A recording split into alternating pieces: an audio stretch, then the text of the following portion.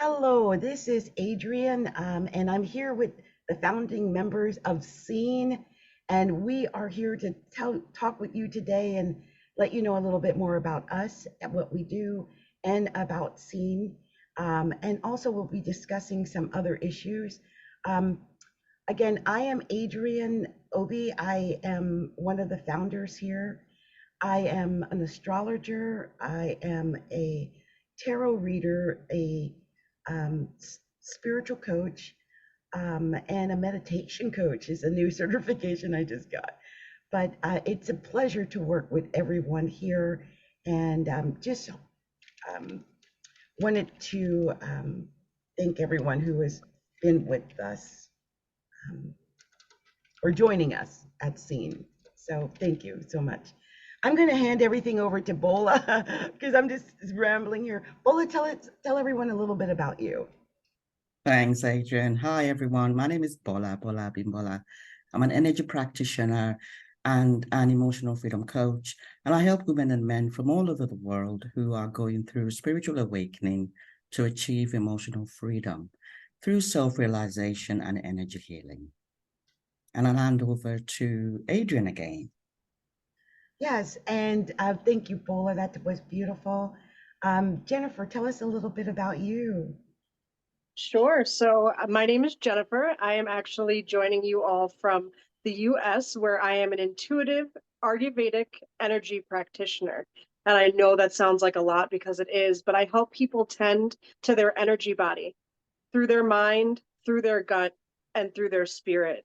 So I am super excited to be part of this group. And I want to thank everybody who has joined so far. If you have gotten anything of value or you hear anything in our presentation, feel free to reach out to any of the founding members here directly, comment on this post, and invite your friends or family that you think would gain also any wisdom or fun or even entertainment. And I'm going to turn it back over to Adrienne. Thank you so much. That was beautiful, Jennifer. And Maureen, can you let everyone know a little bit about you? Hi there, Maureen Gaetz, and I am from Canada. I am passionate. I'm passionate about helping you find freedom from physical and emotional pain with connecting you to the emotional energies in your body by intuitively guiding you to the root cause of stuck emotions through practical and actionable steps that creates health from within you. I'm an emotional energy healer, and under that umbrella, I am also an emotional intelligence practitioner and medical intuitive and a Reiki practitioner. It's all energy. We all feel energy. We all know energy. We all hear energy. And we can heal ourselves by hearing, listening, and connecting to those energies that are within us and around us. From my heart to yours. Beautiful. Thank you so much, Maureen. And Miakez, come and tell everyone a little bit about you. Hey there, gorgeous. I'm Miakez, and I'm a space holder to midlife women who find themselves feeling a little bit lost. And I provide the tools and I hold space for you while you find your unique pathway back to yourself and connect with your guides along the way. Beautiful, beautiful. So one of the things we had to discuss talking about with everyone in the group, and by the way, Miakez, that was beautiful. Thank you. One of the things we had discussed talking about is our spiritual awakening, how we've come to the place we are, and how this spiritual awakening has affected our lives and how we became who we became. So we're going to talk a little bit about that today. I guess I'll start. I started studying astrology when I was 16 years old, and it changed my life. I never quite knew my purpose or reason or anything. But once I started looking into astrology, it gave me insight, it gave me explanations that nothing else did. I had been raised in church was religious. I used to sing gospel even at 13, used to travel around with even some big names singing gospel. But it wasn't until I really delved into astrology that I began to see that there is a roadmap. Like, I really believe that our life has a roadmap, and that roadmap actually gives us the path that we can walk in this life. Now, we can go other paths, but there is, I believe, a specific path that if we go down that path, it is a particular right path that will lead us to what it is we can do to stay alive and to have a great life. So I have used those skills over the last 40 years to help hundreds of people, actually thousands of people, to get on their own right path. And I'm just grateful for for the knowledge, and just knowing that we are these spiritual beings that have, I feel like I was led to astrology. So I can go really deep, but I don't think it was a mistake that at 16 I was led to that. I felt like my soul was destined to go to that, and my spirit was led to it because it was meant to be, and it resonated so deeply. I just feel like there are spiritual things that we cannot see. I don't want to go too deep. I'm going to just stop for now, and I'm going to let Bola go and talk to you a little bit about her spiritual awakening and how she got to be who she is today. Bola, share your story with everyone. Thank you, Adrienne. Actually, same with me. 16 was when I really discovered myself. It was an interesting journey. It's been a slow process, very, very slow, and it's still a journey. But I remember my mother was a librarian, so I had a lot of books. There were bookshelves in every room, and I started out reading a lot of nonfiction and fictional books from a very young age. I remember reading about Nancy Drew, Famous Five, Mills and Boons, James Hadley Chase.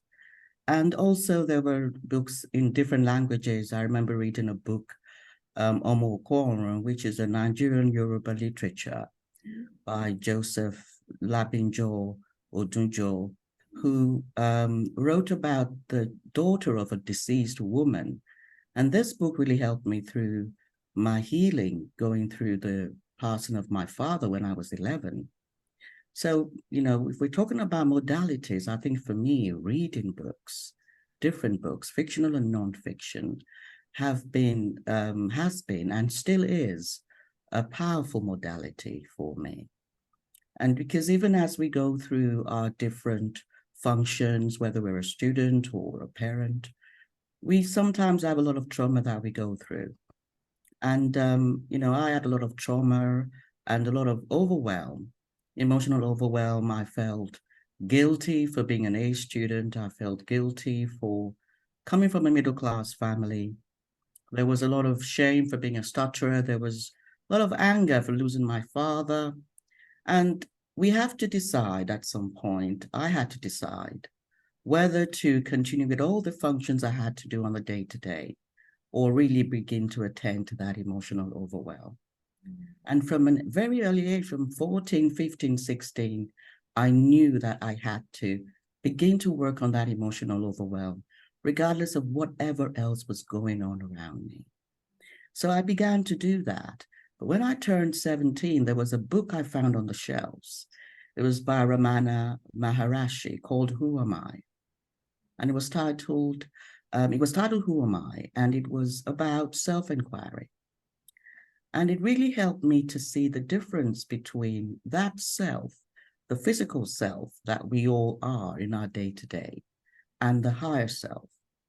And I didn't understand what it was, but I saw that there were two selves. I could read about it. And this is the story I now use. I now use this analogy that we may be in a room, and that room may have furniture, and we feel that we're just that person in the room, that avatar, that body in the room. But self-realization is coming to that place where we know we're not just the body, but we're the furniture as well as the room. And we're coming to a place where we are actually allowing that avatar to surrender to the room, to be part of that room in non-duality, in oneness. And that has been the journey for me, going through the emotional healing of recognizing the different trauma in those different selves. Each of us have different personalities, different identities that go through different experiences. Some of them are joyful and some of them are not. And that is what happened to me. I had to begin to understand the journey that each of those different personalities had been through as a daughter, as a friend, as a mother, because our relationships are so powerful.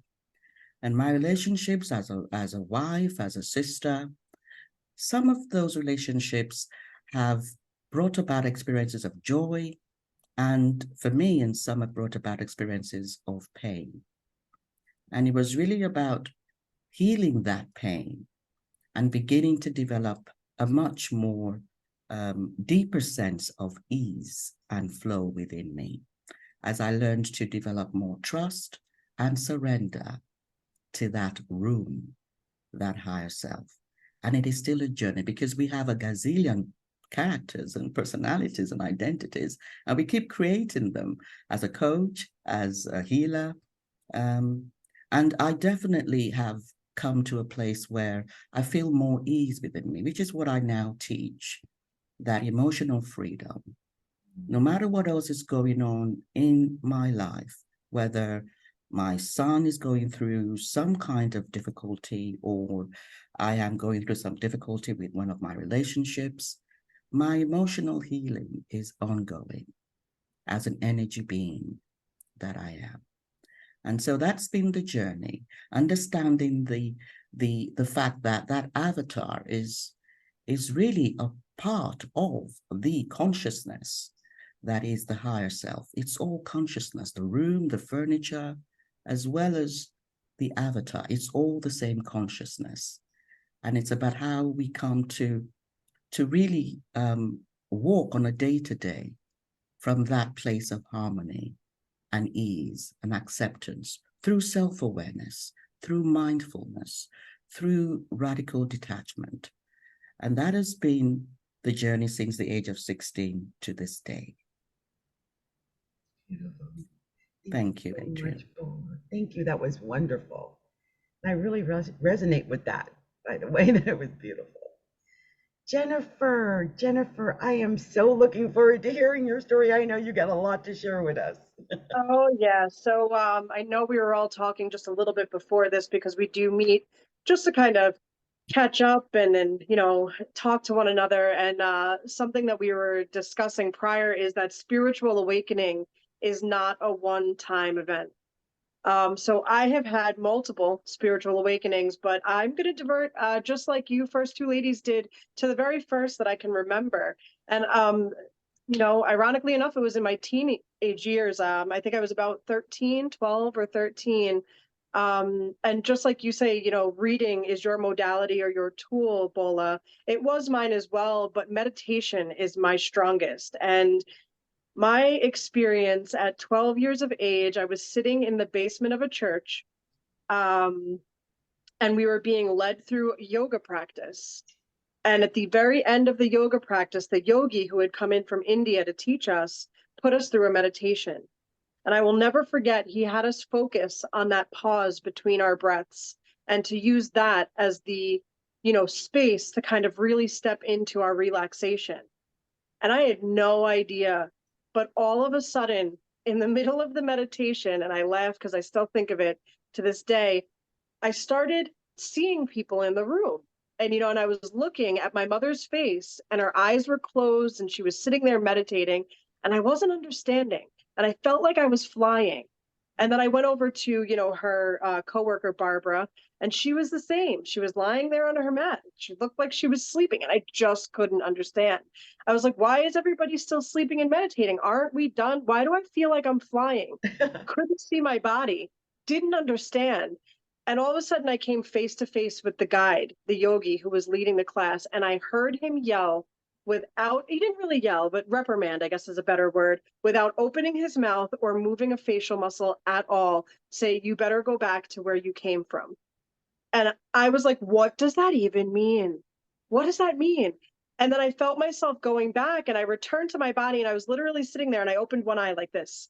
And I looked around with one eye open and I saw my mom was sitting there and, you know, her coworker was lying down and I closed my eyes really tight and I waited to hear the words, you know, return or come back or this is over. And I ran over to my mom, I'm like, Mom, what's going on?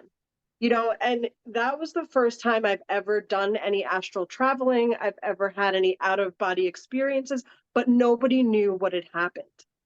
Fortunately, my mother was very open to energy and she had taught me the therapeutic touch where you hover your hand over like a scraped knee and you pull the pain out and you shake it away.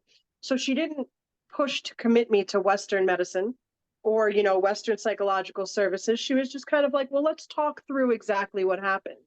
So fast forward to much later in my 20s, where I started to realize that I was developing the skill of being able to hear people who have passed on.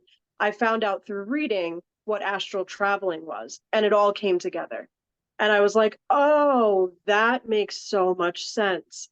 And I felt a sense of calm, but before then, it was really kind of scary and uncertain. And, you know, you have these voices in your head. And I have labeled mine Oscar the Grouch, you know, the little guy, the Muppet that lives in the trash can. Yes. That way I can slam the lid shut when he's speaking too loudly and getting in the way. But I understand and I identify that Oscar is just my safety net. So that way I don't go out and do something to put myself into harm's way or divert off the path like Adrienne was speaking on. We all understand that life's a roller coaster and we will have experiences that will open us up to joy, but we'll also have experiences that can open us up to pain. But through every step of my journeys, multiple that I've had so far, I know that even if an experience looks like what it was when I was 12, but now I'm almost 40, it'll be a different experience because I'm a different me. And at that point, I feel like I've learned to understand that Oscar's like, hey, remember what happened when you were 12? You might not want to take that leap of faith because leaping that direction, you may land and it might not be comfortable. But I can say now, no, I'm ready to take that leap. I know that I have my communities that I can lean into and trust and believe they are not all blood family. Because in spiritual awakening, the other thing that I've learned is we shed not only the skin that we are in, but we shed sometimes the skin that created the skin that we are in. And it's okay, but it is painful. You know, and for me, my one thing for this whole group is you have people in here, especially within the founders, who are able to guide you because we've been there. And we've experienced some stuff where we're like, am I crazy or is this really happening? Okay, maybe I'm not crazy, but what is this? Because it's scary and that's okay. And that's when you lean into us. So that was one of my spiritual awakening stories that is the most memorable. And definitely, I think that I find humor in it now. But back then it was not. It was scary because, you know, you can imagine a 12-year-old being like, where am I? What's going on? What do you mean go back to where I came from? I'm here. I haven't left the space, you know, so. That's my story, Adrienne. I'm going to turn it back over to you, love. I want to say, Jennifer, I love that. And it just shows how powerful your little spirit was, even at 12. That was amazing. Thank you. Maureen, I thank you so much. I know you have so much spiritual wisdom to share with us. Share your spiritual awakening with us. Thank you, Adrienne. It's wonderful hearing all your spiritual journeys, and it's interesting how they all started in the teenage years, and that's when my first experience happened. Although I'm not going to talk about that one. It was essentially just talking to spirit, and I wrote about it. However, my true awakening happened when I had a bowel perforation and I experienced a near death. And I went to the other side. So that was my first trip outside of this physical realm we call Earth and body. I met my grandma. We looked on into this earthly presence, and she said, your children will be okay. And I did come back. I died twice. I came back and laid there thinking, oh my goodness, in my head, physical being, how can my children be okay without their mama?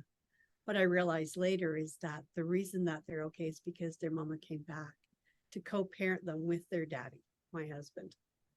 However, I had been on life support for 2 weeks. I got taken off and put into a private room, and I laid there praying, saying, God, I can't do this anymore. I can no longer fight to live, because that's what I felt I was doing, fighting to live. I was septic. I was so sick. And then a spirit appeared in my hospital room. So let's go back a few steps. In my 20s, I was training and practicing as a logistics coordinator. That particular position relies heavily on logic linear thinking. And I believed that I had spent most of my life in my head, logic linear thinking. So when the spirit appeared, it was something I had never truly experienced in my life.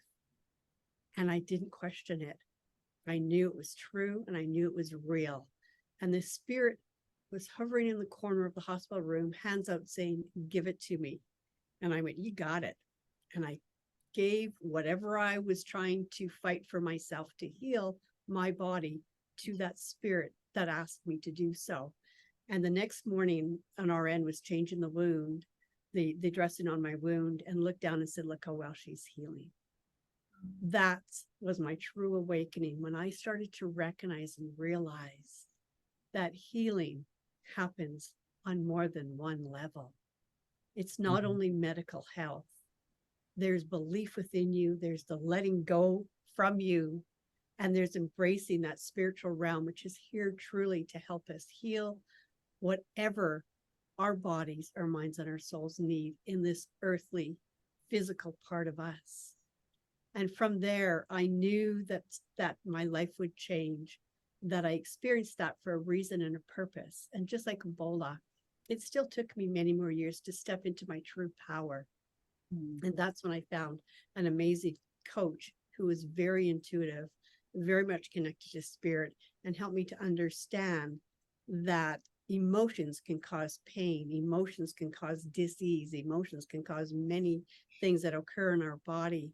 And I came to recognize when I read a book by Dr. Christian Northrup, who is a retired OBGYN from the US, who started seeing her patients continually suffering, even though she was doing all the medical things to them and for them, and what she had been trained in, and they weren't experiencing complete health. She has a quote in her book, and it's going to be a misquote. I'm going to loosely say what she said, is quit stuffing your emotions in the connective tissue. To me, that was a true aha moment. And the reason that is because at 29, I was diagnosed with a rare connective tissue disorder. And I went, oh my goodness, I've spent my lifetime stuffing and sticking my emotions in the connective tissue. Henceforth, I have physical disease. Okay, now I know what I need to do, create a difference, rely on what I'm hearing, what I'm seeing, what I'm feeling, listen to those emotions, learn to release them, reduce the trauma on my physical body, and start healing. And I have experienced healing on many, many levels. Back to you, Adrienne. That was beautiful. I love that. I love that. I do feel like healing is a special property that some people just tap into. It's a beautiful thing. Beautiful. Miakez, I've been waiting to hear from you. Let's hear about your spiritual awakening story. Well, I think I'll just share with you a little bit of something first. Jen made me think about it, and I realized that you guys probably know, but it's not something that I've actually shared regularly. In fact, it's something that I kept hidden for many years after it happened.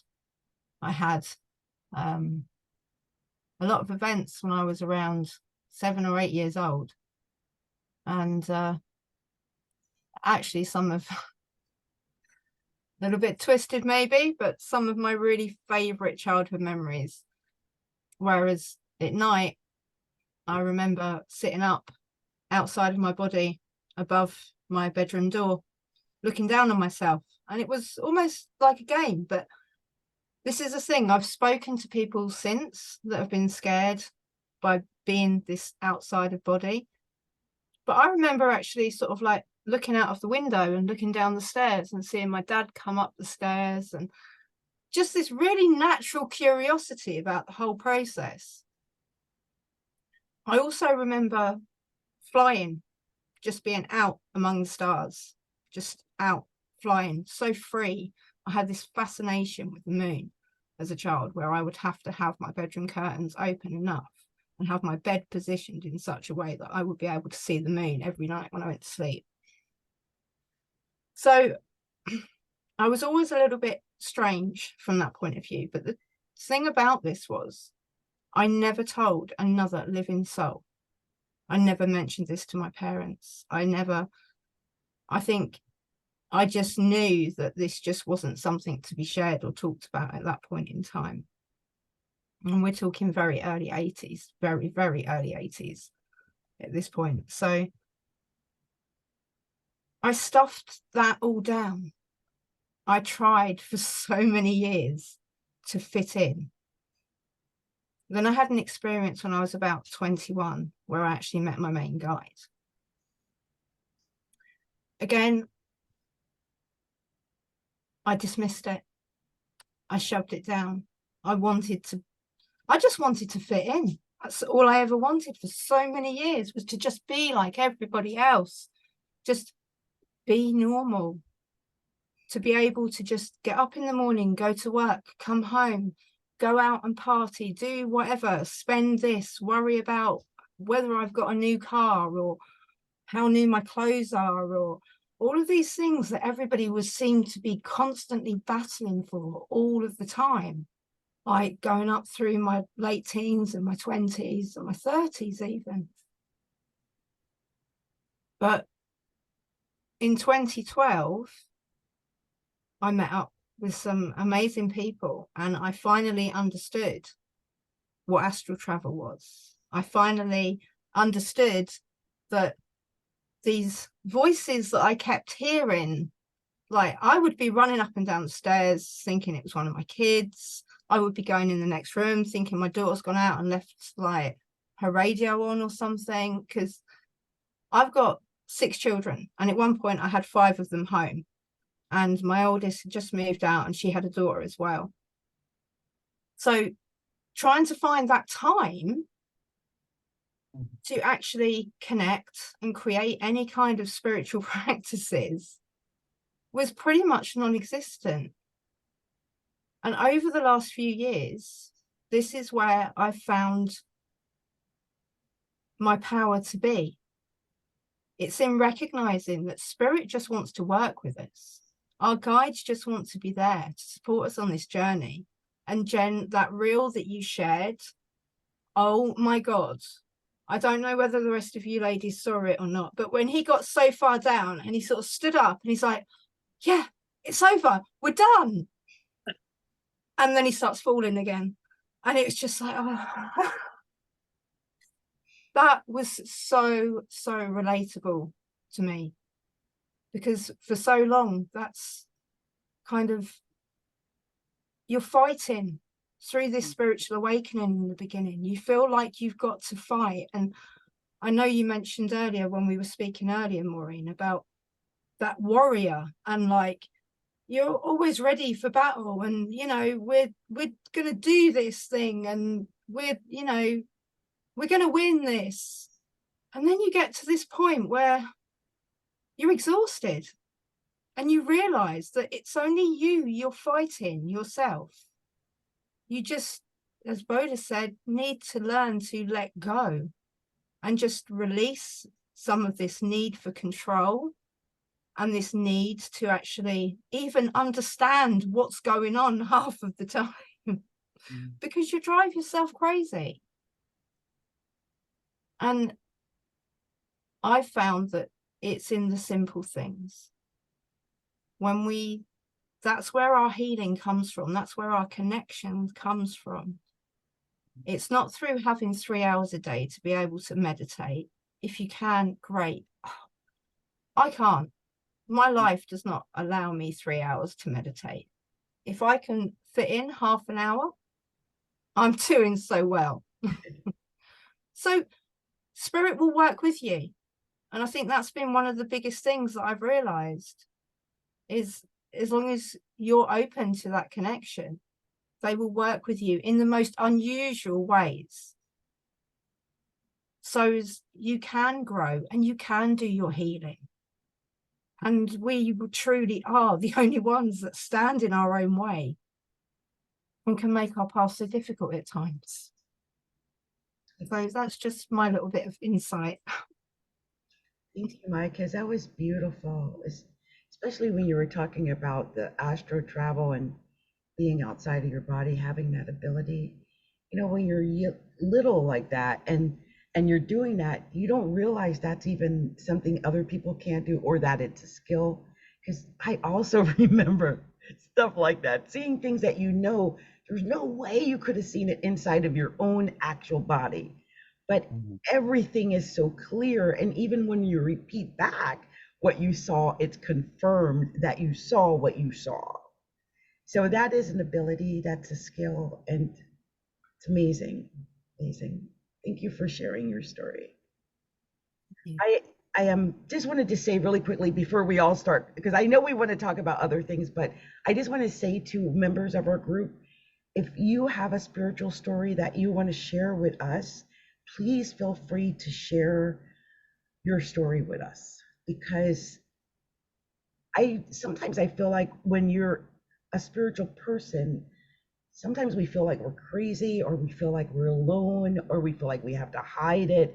I heard several of you guys say that, and it's like, no, this is stuff we should express.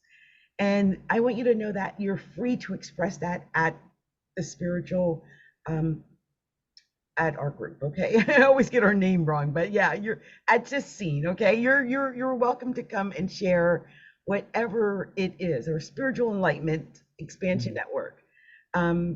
Yes, definitely come and share your story with us.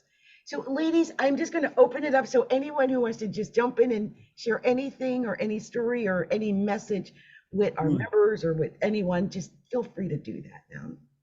Maureen, I wanted to hop in really quick and just kind of piggyback on what you had said about storing stuff in your connective tissues.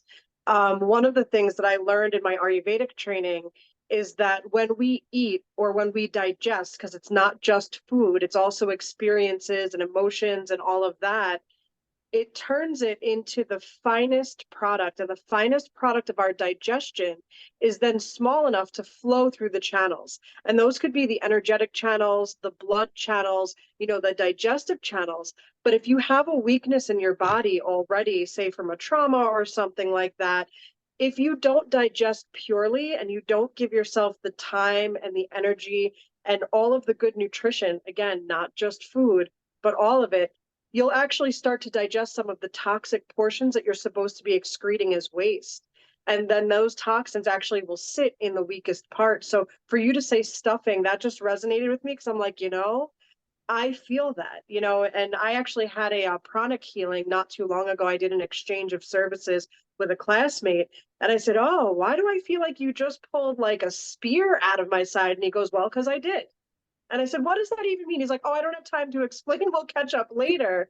But then he went into a little bit of like past life and like, again, our studies in Ayurveda, how all of that starts to settle there. So it became more apparent and it formed itself into something from one of my past lives, apparently, that I had been injured with. So it's really interesting. And, like Miakez said, yes, spiritual awakening.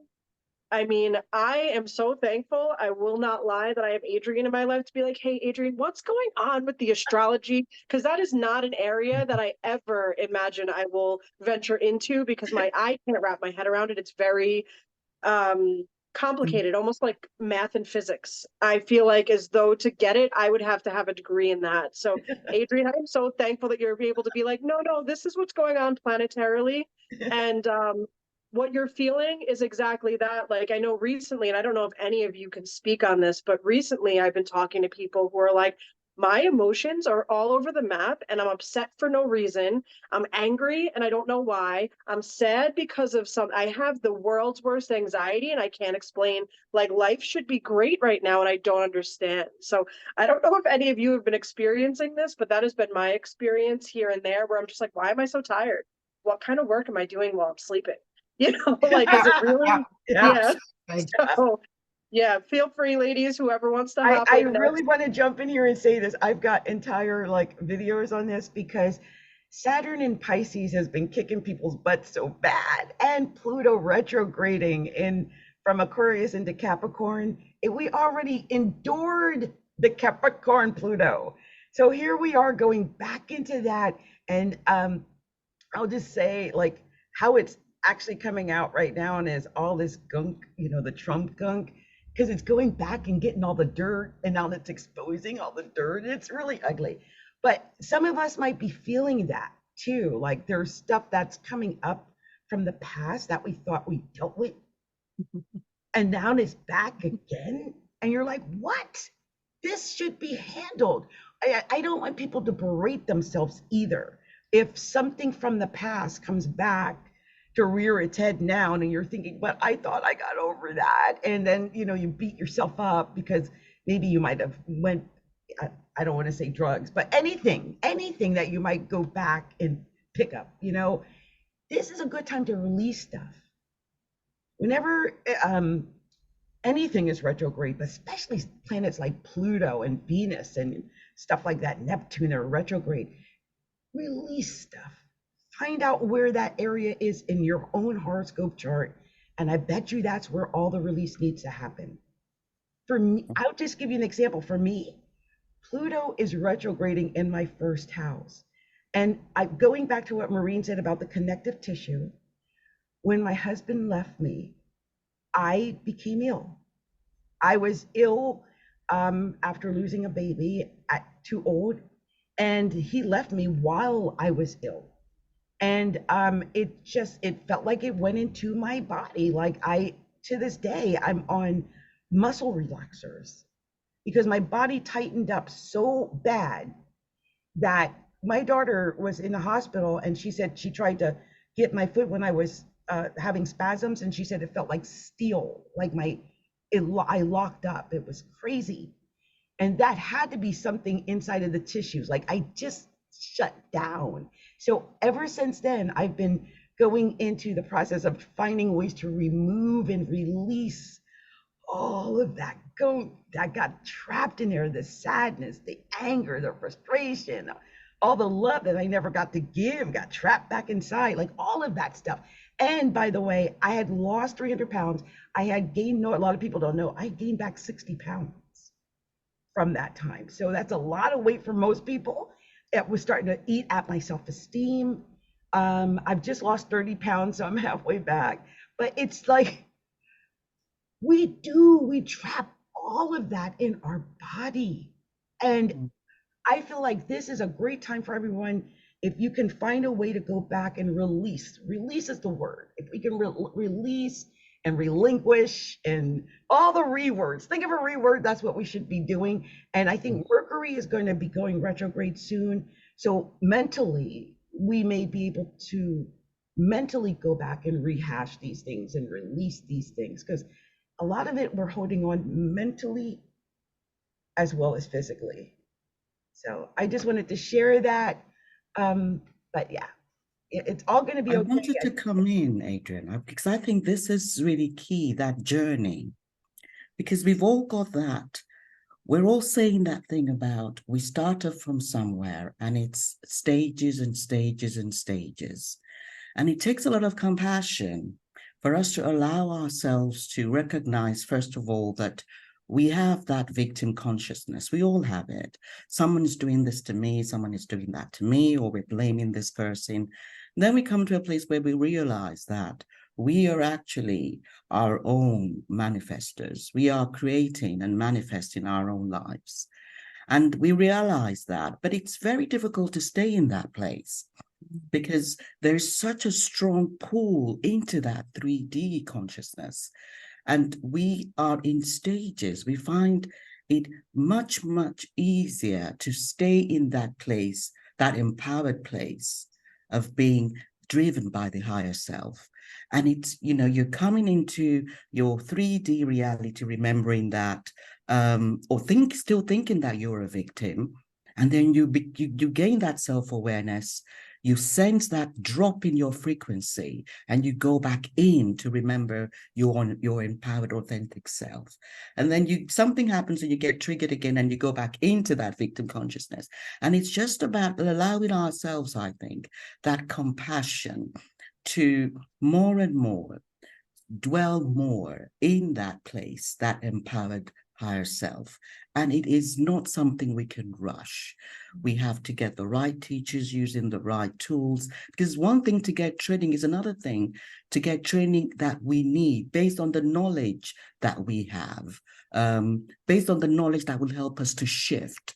And there's so many different modalities that we need to use. It's a toolbox. There's no one tool. There's astrology, Ayurveda, energy healing. We all need a range of tools. It could be reading, meditation, breath work. There is a lot of synchronicity that guides us. We are presented with what we need when we need it, and we need to trust that. But that trust is something that we have to develop. It's a stage that comes when we have let go of all the relationships. We have so many relationships that have led us to lose trust. And gaining that trust of our own self takes time. And then we can allow our intuitive guidance. And as Maureen said, was it Miakez that said it? The spirit will guide us. Spirit will guide us to a place where we are moving to the next level, to the next level, to the next level. And there's some people I know who are not into the spiritual awakening, self-realization process. Not everybody is into this, but if you are, the emotional healing, and Maureen talked about that, and Maureen and I are very keen on emotional healing. That emotional healing is key. Whether you're into energy healing, whether you're into spiritual practice, we must not miss the energy healing part of our self-realization process. In the stages that they come, that emotional healing does come in stages. I just wanted to talk about that, that process. It is a process, it's a journey. Many, many dark nights of the soul that will come. And it's about how we allow ourselves to go through the stages using all the modalities that resonate with us. I remember when I first kind of realized, really realized how much I could affect not only my own energy, but how my energy could then affect what goes on and what I interact with. And I remember I was working as a self-employed driver at the time. And, I absolutely hated getting up at 6 o'clock in the morning to go and collect my car, stuff my car full of these parcels. And I hated it. I didn't like the guy that I was working for there. There was just so many things. And I suddenly thought, well, do you know what? I'm just going to play with my energy a little bit. And I was in a really, really crappy mood this day. And I thought, no, I'm going to see if this stuff works. I'm going to play around a bit. So I decided I was going to be in a good mood. And I put my music on. I put my favorite music on. We've all got that music that you can put on and it's like, yeah, come on, okay, it's all good. So I've done that and I'm started pumping my energy up and I'm car dancing my way around driving and I'm thinking happy thoughts. And do you know what? I had the best day. Every customer that I interacted with gave me a smile back. Every person that I let out of a junction waved and said thank you. It was absolutely crazy when I started playing and realizing that I really was master of my own energy. And we get a choice in how much we let things affect us. Mm-hmm. It was crazy. And I remember playing this game for weeks. It was just really kept me amused, quite frankly. Because that's a hell boring job, okay? But having these little things, I think, that we can actually try out and experiment. And this is one thing that I always say, and pretty sure that you ladies can relate to this, is that I am my own biggest experiment. Because it's in the experimentation that we find what works for us individually. I'd love to know kind of what you've come across that you've maybe played with and been kind of amused or intrigued by the results. That would be a fun topic for our next Founders Roundtable, for sure. Or even how to protect your energy as well. Yes, I got to say this. Now, it could be because I'm a double Capricorn. I'm here, me and my astrology with a Saturn in the first house. You guys look it up. But I have this thing about getting too happy. Like, if I'm and I know a lot of people have this, and they always talk about not being this way, but if I'm too happy, too expectant, I think it's going to go too great. Every time I get to that high level, something will knock me down to the pit of despair. So I like to stay just a little bit under there, because I'm like, I am not putting myself in that position again to get kicked down again. I know other people have said this, like some people stay negative because they figure it is all, if they get too positive, it'll be let down. But I just remember this one day, it's never left my mind. I wanted to get a stomach surgery because, when you lose 300 pounds, you get a little stomach hang. And I just knew I was going to get it. I had worked for months to get, because you have to be under a certain weight to get that surgery. And I had to get back to like under 200 pounds after being 500 pounds. So I finally got there. I was really close. I was on it. And my doctor recommended me and referred me for that stomach surgery. And I went in there, and I still remember the way I felt. I was feeling so great because I was thin and I was walking with these huge strides, and the positivity, everybody who saw me, I felt like there was this cloud, a bubble of happiness and joy around me. It felt great. But I did not get approved for that surgery that day. And I tell you, when I left there, I felt so low, so down, so small, so insignificant.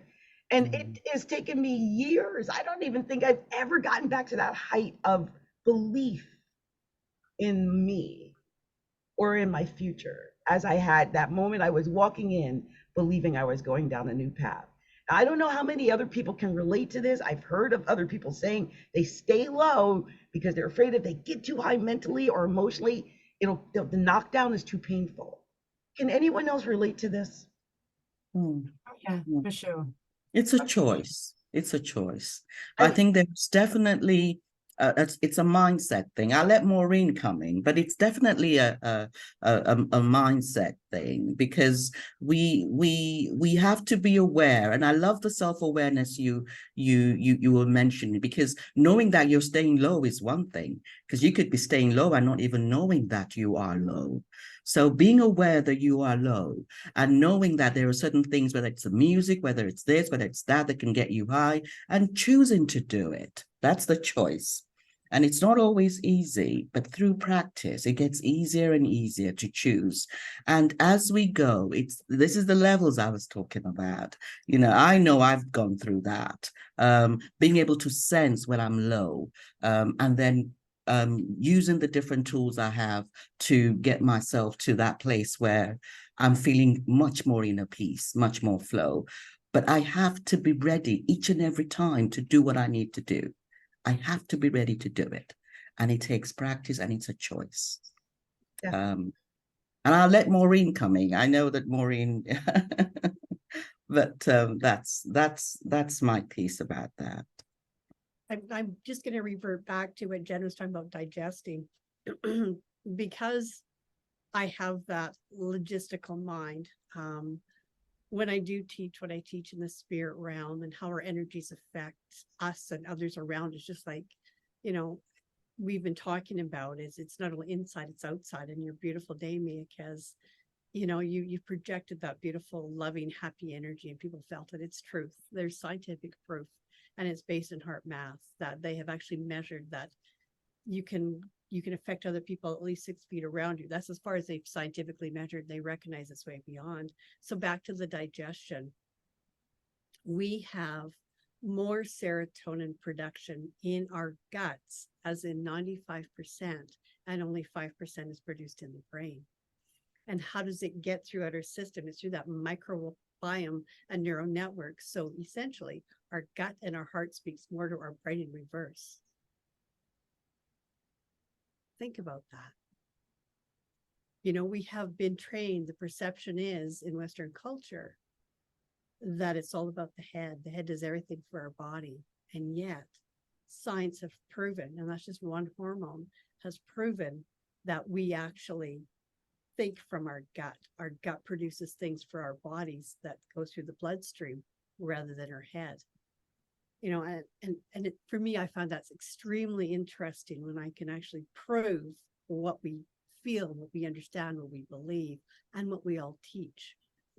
It's a beautiful thing when science and spirit can come together and create a coherence and an understanding and an agreement with each other. I love that. I really, really do love that. And as somebody that was prescribed antidepressants many years ago for an imbalance of brain chemicals, to start to open up to this other kind of way of thinking, and the exploration that's now been done is, yeah, it's really something I certainly need to explore again at the moment, from that angle. Pharmaceuticals give medication to increase the serotonin or serotonin uptakers in the brain, and also to have serotonin remain in your brain longer because it's that happy hormone. And it only produces 5%. So how are those medications possibly going to help and work for us? You know, another example, and they've proven this, we have between 40 to 60 or, 60 to 90,000 thoughts a day. The majority of them are negative, and most of them are on repeat. Nuts, isn't it, really? It's like a bad record set to skip and repeat and repeat and repeat. Yeah, for sure. If I may hop in for a second.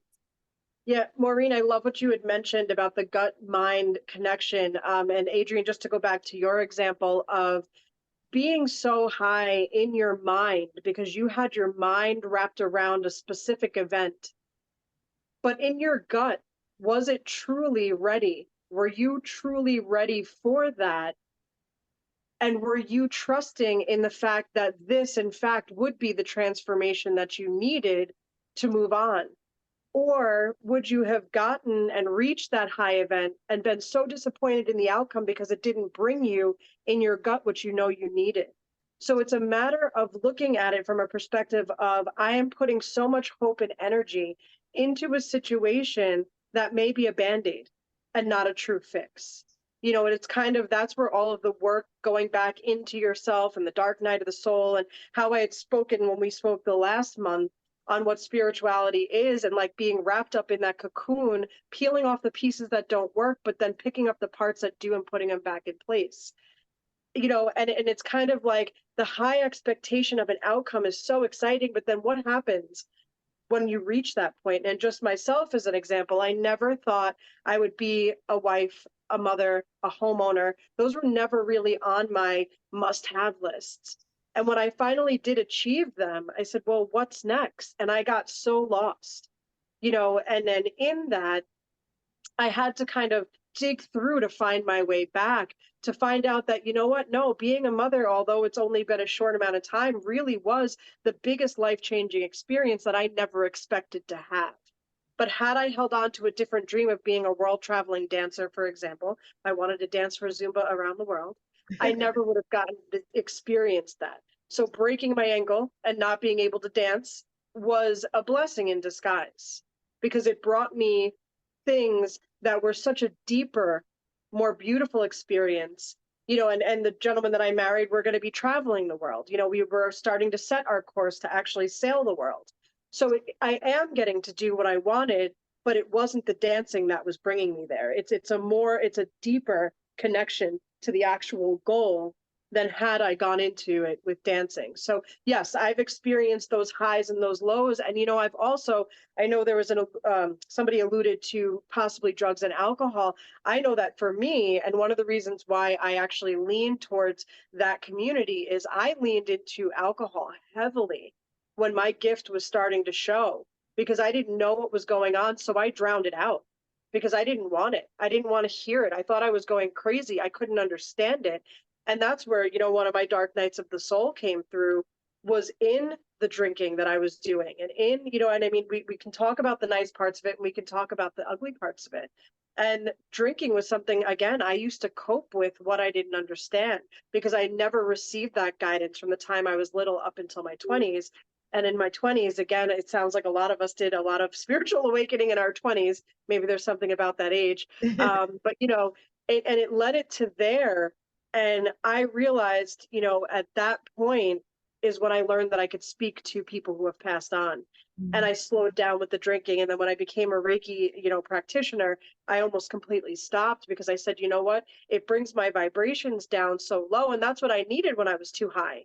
When I was in that vibrational state of, oh my God, I feel like I'm, you know, that balloon that's about to let go of its string. And okay, let me have a couple cocktails to bring it down to not such a tightly held string. But then it would crash me down to the ground. And I'm like, oop, let me not hit the ground because I'll pop, you know, and for keeping with the balloon reference. And so it really is this ebb and flow, and finding your balance and finding your comfort zone, but then finding that zone just outside the comfort zone of stretch and growth, and knowing that it's safe, and that excitement and fear can sometimes be found in the same level, but it's okay to feel it for a moment, but just don't get stuck. And allow yourself to grow, knowing that you can fall back into your comfort zone, that your balloons only stretch that string just a little bit too far, or just far enough, depending on how you look at it. But I would love to, and again, run some topics that I just picked up while we were having this conversation. You know, one of the topics is how to protect your energy. I think would be a really great topic. And I apologize, my door just opened to the room. So that might be the one that we talk about. The spirit said, hey, let there be wind. But anyway, so yeah, how to protect your energy. You know, kind of how to be self-aware. What are some tools? You know, if there are any other topics that you ladies maybe heard in this conversation that we're having, and we could put a poll in the group like we had discussed, I know in Messenger between the 4 or 5 of us, and see what you'd like for us to bring to you. Because so far we've opened up, you know, the floor with what spirituality is and what our spiritual awakening looked like. But this is your journey. We are here for you. And I really would love to hear back from the membership, you know, really kind of get you guys sort of engaged to say, hey, this is where I'm at. I'm experiencing that anxious, you know, depression. Like my doctor just said I might have to be put on medication to help it, but I don't want to. There's something that's telling me, because I've heard a lot of that too. Or you may be like, hey, I've already gone through that. I'm good. And then you catch the meme that I shared, and I don't know if I shared it to the group, I'll double check if I did, where you think your spiritual awakening's done and you're only at the edge of one hill and you keep going. You know, so wherever you are in your journey, we will meet you there. And each one of us has a different skill set and a different energy that we bring to meeting you where you are. So let us know, you know, for sure what you think would be something that would be helpful to you, and we can touch upon those topics in time. So Adrienne, I'm going to divert back over to you. I don't know, you know, how much longer we're going to be staying. I only have a few more We're going to minutes. be ending soon. I just wanted to say this one last thing. One of the things that got me through when I got low was knowing that the path that I'm on, whether it's good or bad, it's all for my knowledge, it's all for my learning, it's all for me becoming better in some way, whether it's spiritual or whatever. We're spiritual beings here having a human experience. And so sometimes the human experience isn't what we want it to be, but it is, we're led to the right place where we're supposed to be, if that makes sense. So I just wanted to say that, because sometimes we get into the emotion of stuff and we forget, oh no, this has probably saved me from getting stomach cancer, or this probably saved me from a botch, you know, there's so many reasons why that didn't go through. We don't think of it at the moment, but I just wanted to share that because I didn't want people to think I was like obsessing over it. Nah, I realized I was blessed, probably, most likely. And I think this is right? why, and I think this is why this communities are so critical, because it's about the support and about hearing the different stories and knowing that we're not alone. Yeah. You know, just being very aware of our own story, accepting our own self, and knowing that we are not alone. Everybody has their own story, and coming to resonate, understand what we're being guided to do in this human story, and knowing that we can step back when we pause and we hold that space. We can step back into that bigger space within us. This is the practice more and more, and the community can help each other. We can help each other within this community to do that. And I don't think we have much more time now, but we've got to go. Oh, but thank you, ladies. It's such an honor every time we get together. They always say you become the people you surround yourself with. And you guys are all so awesome. Thank you for surrounding us with each other. All this energy is beautiful. Thank you. So Oh, much I'm love to everyone. grateful for all of you. Yes, thank you.